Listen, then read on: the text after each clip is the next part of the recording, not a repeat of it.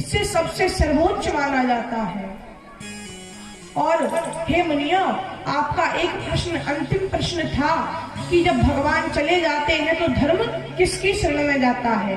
तो सुनिए, चूंकि भगवान के जाने के पश्चात भगवान कोई न कोई अपना विग्रह तो छोड़कर जाते हैं। तो ये जो श्रीमद् भागवत कथा है, जब उद्धव जी ने भगवान से कहा, प्रभु आप चले जाएंगे तो संसार की रक्षा कौन करेगा। उद्धव जी ने कहा, चिंता ना करो, मैं जाऊंगा, लेकिन अपना सप्त विग्रह स्वरूप इस भागवत कथा में समाहित करके जाऊंगा। तो भगवान ने अपना सप्त विग्रह स्वरूप इसमें समाहित कर दिया। तो भगवान के जाने के बाद धर्म श्रीमद् भागवत कथा की शरण में आता है। इस प्रकार मैंने आपके 6 प्रश्नों के उत्तर दे दिए। अब बताइए आपको क्या श्रवण करना है।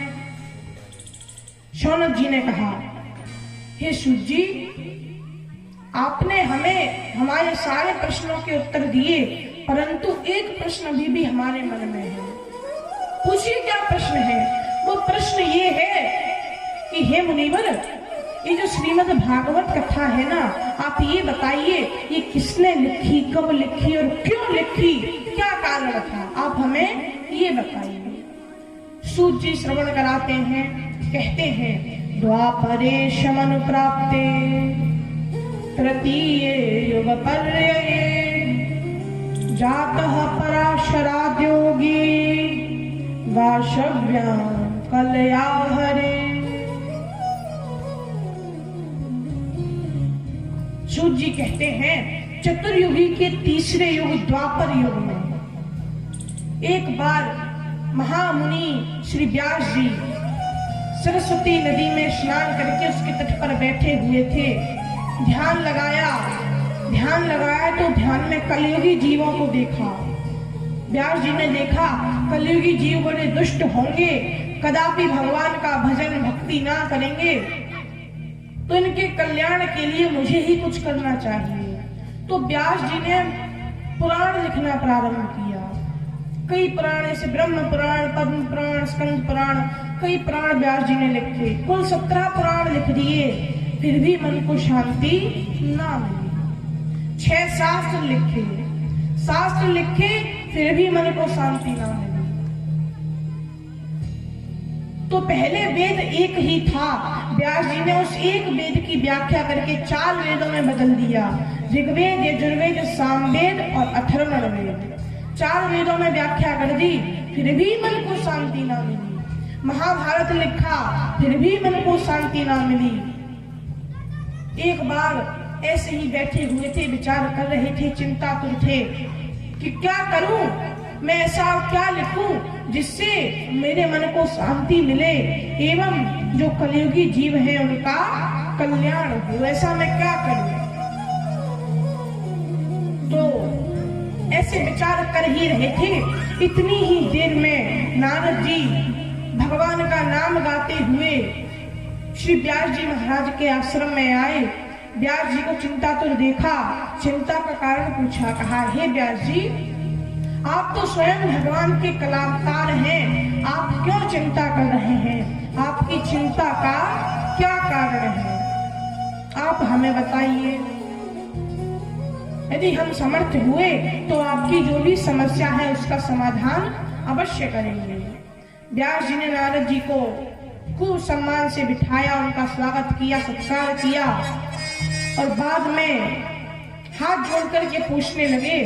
कहते हैं, हे देवर्षि, आप तीनों लोकों में सूर्य देव की भांति भ्रमण करते रहते हैं, इसीलिए मुझे पूर्ण विश्वास है कि मेरी जो समस्या है, मेरी जो चिंता है, उसका समाधान आपके पास अवश्य होगा। देखिए, कोई और मेरी चिंता का कारण नहीं, मेरी चिंता का कारण केवल ये है कि कलयुगी जीवों का कल्याण कैसे हो। मैंने उन्हीं के कल्याण के लिए पुराण लिखे, शास्त्र लिखे, वेद के 4 भाग किए, महाभारत लिखा, लेकिन अभी तक मेरे मन को शांति प्राप्त नहीं है।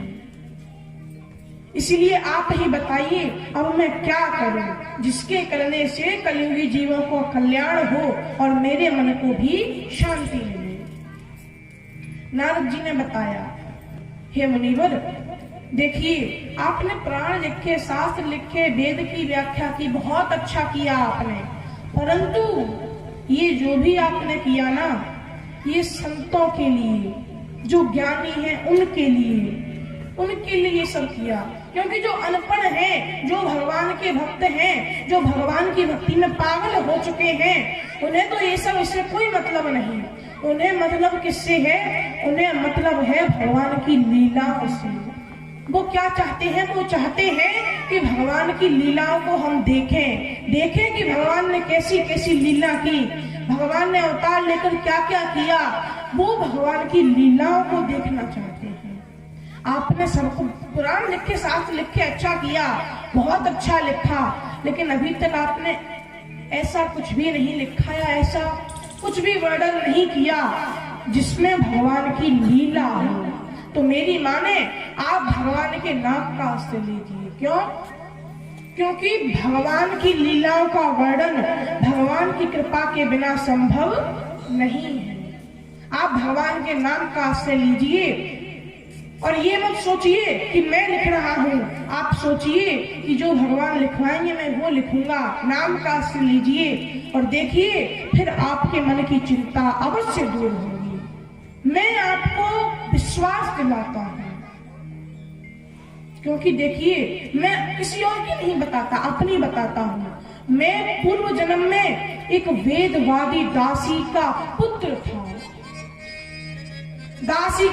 था, मैं पूर्व जन्म में, और इस जन्म में देखिए मैं ब्रह्मा जी का पुत्र बन गया।